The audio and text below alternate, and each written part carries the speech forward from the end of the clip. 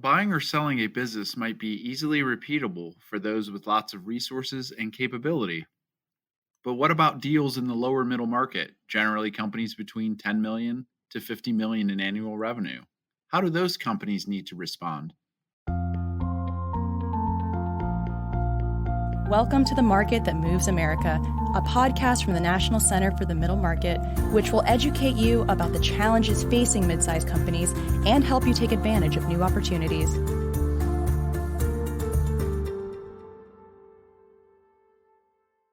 Welcome to the Market That Moves America podcast. I'm Doug Farron, Managing Director of the National Center for the Middle Market at The Ohio State University Fisher College of Business. We're the nation's leading research organization studying mid-sized companies, which account for a third of private sector employment and GDP, and the lion's share of economic growth. It truly is the market that moves America. The National Center for the Middle Market is a partnership between Ohio State and Chubb. Today, I'm happy to welcome Elliott Holland, Managing Partner of Guardian Due Diligence. Thanks for joining me, Elliott, and welcome to the podcast. Thanks for having me, Doug. It's good to be here. So first, can you start by just telling us a little bit about your background and your company, Guardian? Sure, absolutely. I'm a reformed engineer who started his professional career doing strategy consulting with Accenture. I then went off to Harvard Business School, got involved with middle market private equity, worked at a couple of firms, Links Partners, the Watermill Group, and then spun out with a mentor of mine who became my business partner and started my own independent sponsor investment firm.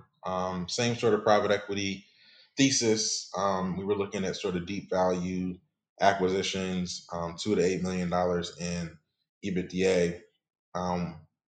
We made acquisitions in the tow truck company, into a automotive parts supplier, and into a clinical trials business.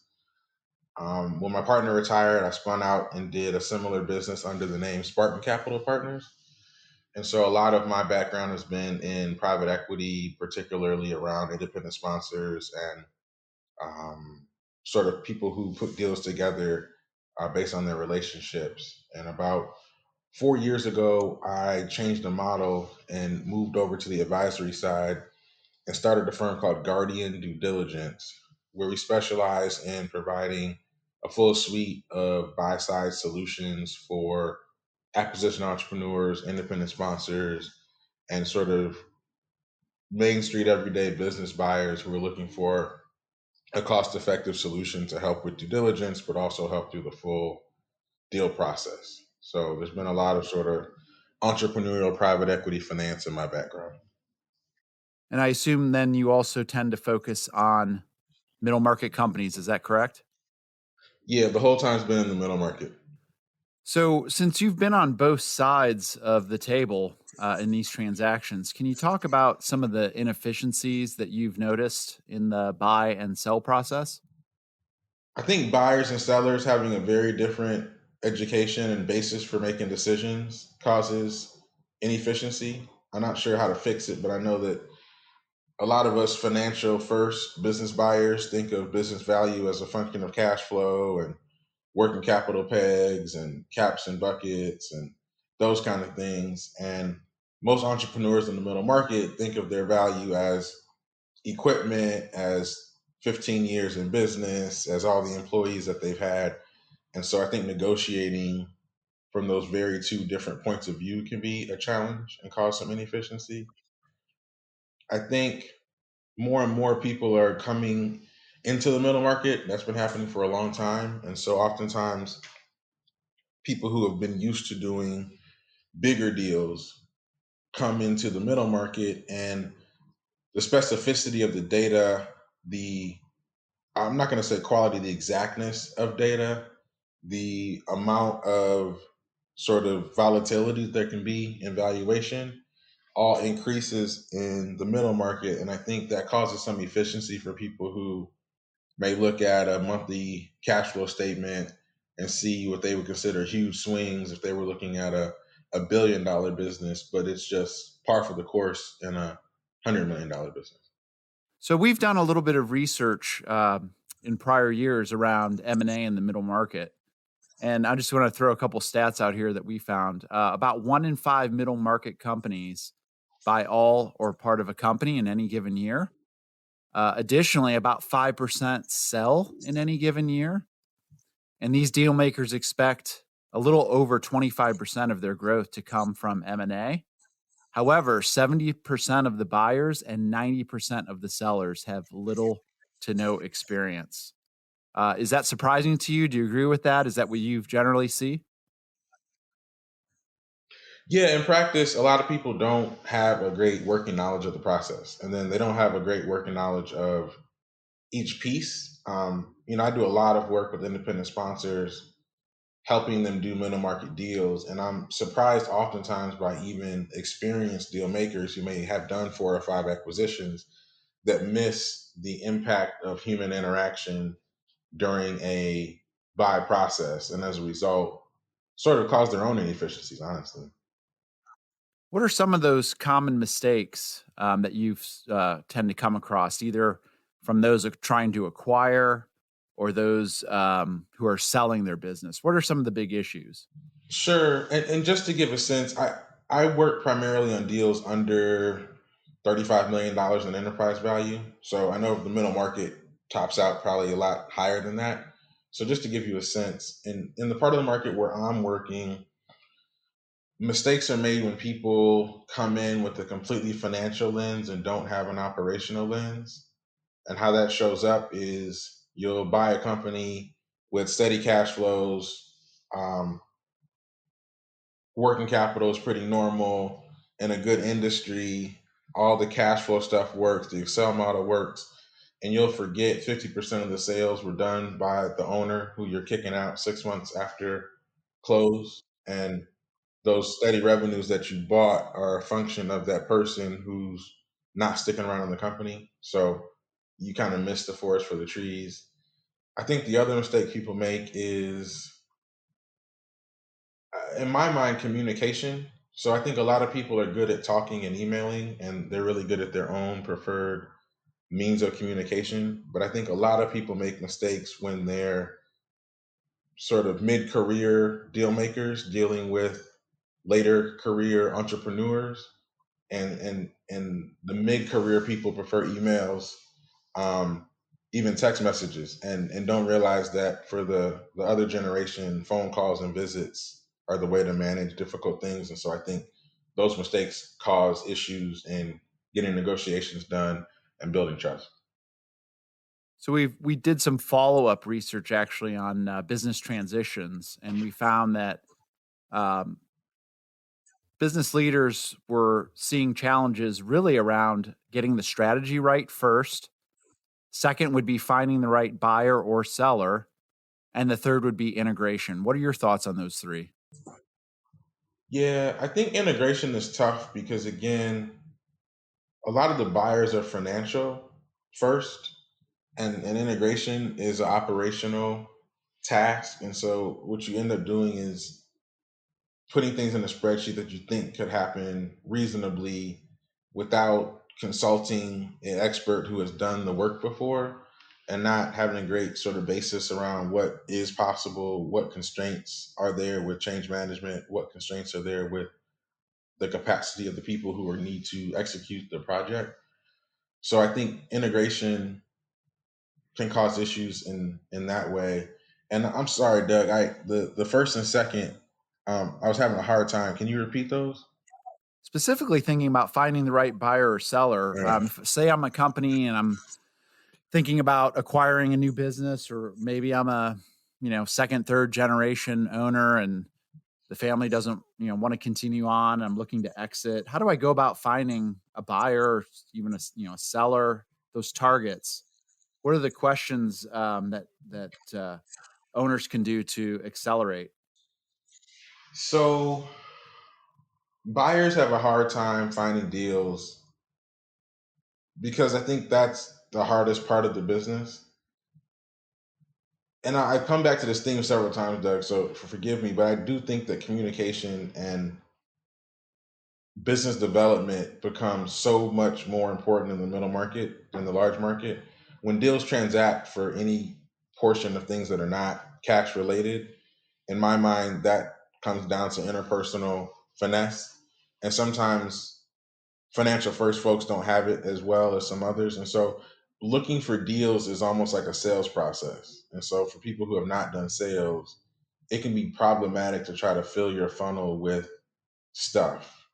The other thing is that when you start off or when you're rolling out of some of the bigger firms to start, your own independent sponsor thing that may focus on the middle market, some of the relationships just don't carry over. You also might not be able to compete head to head with a middle market private equity fund. And so therefore searching for deals can be tough because you may see some things that you can't really win an auction on. And then I'll touch on the buyers, sorry, on the sellers for a minute as well. Oftentimes what I see is that owners wait until 6 months before they want to sell to sort of raise their hand and say they want to sell. And I give sellers and buyers the same advice. If you come to me and say, hey, I want to close in 6 months, you're too late. As a seller, you need to put your business in a package that's going to sort of create maximum value. Some of that is truly operational, right? Some of that is packaging, and those things take time. Evening out customer concentration, bringing in a management team that can stick around with the company, shoring up some technology issues. All those things take time and can increase the value 30, 40%. And then the other piece is that you can't just get your business together, put together a good confidential information memorandum, and then expect in 2 weeks somebody's going to write you an LOI for the price that you want to sell your business for. So that sales process takes a while. And I think because, again, it's not like a house, it's not a 4-week to 10-week process. People wait far too long to get started.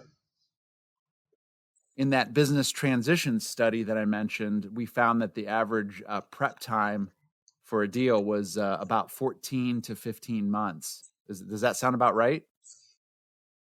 Absolutely accurate. And I'll tell you what, sometimes I get surprised that more sellers don't engage almost buy side counsel for sell side purpose earlier. Now, that might be an investment bank. So I know I probably have investment bankers that are listening to me, but I think even if it's not a full on investment bank process, you'd want to talk to your friends or find someone that buys companies to give them to allow them to counsel you on what the process is to go from 2 years before you want to sell to how to land the plane on a closed deal. Because that 13 to 14 months you mentioned, Doug, is real. And then, oh, by the way, if you want the changes you're going to make to show up in a full calendar year of financials, it's longer than that. And so that house example that you used earlier, it's like hiring a realtor to come in and maybe tell you what things you need to upgrade, change, staging so that you show your house most effectively. Is that the type of advice that a consultant or advisor can provide to a business as well? I watched a television show the other day, and you know how sometimes you watch stuff that's totally off that helps you about your core business? It was a show about a guy who went in and helped people who had properties for sale that just were kind of crummy. And his eye for design, he would sort of pull all the furniture out of somebody's house. He'd change all the decoration. He'd rearrange furniture. He'd rent top-notch furniture to put into the place. And the house, which was the foundation for what was there, everything else was very small value and paled in comparison. But that simple change would get not only 5 to 10x the people coming to look, but 50% higher purchase prices. And I'm not so sure generally those things aren't the same for businesses.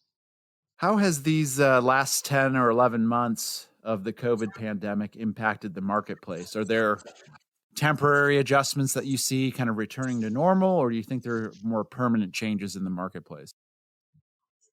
So, a couple of things. I think the first 4 to 6 months after COVID hit the States, which I will call it March 1, some will call it March 14th, but those next 4 to 6 months, deal activity just slowed to a halt in a lot of places. People were looking to figure out what was going on. Nobody knew the impact it would have on business. Then around, in my mind, July, August, September, everybody just said, hey, we got to get deals done no matter what the environment is. But a couple of changes that I think will stay. Doug, some folks got really good at doing deal transactions and meetings over Zoom. Some people never would have done that before. Some people didn't want to do it when they did it, but they did it. I mean, I was helping one independent sponsor group out of Chicago that was buying a company in Canada and couldn't get into Canada. So they closed that deal without seeing the company for several months before it closed. I think they had seen it before the pandemic hit, but I think that's a change that will be around for a while. I also think a lot of industries that had pretty steady trajectories are going to fundamentally change. I don't think we fully know how the impact of COVID and office space will impact commercial real estate and therefore all kinds of businesses that service commercial real estate. And even the restaurants and hospitality, I think, will be different going forward.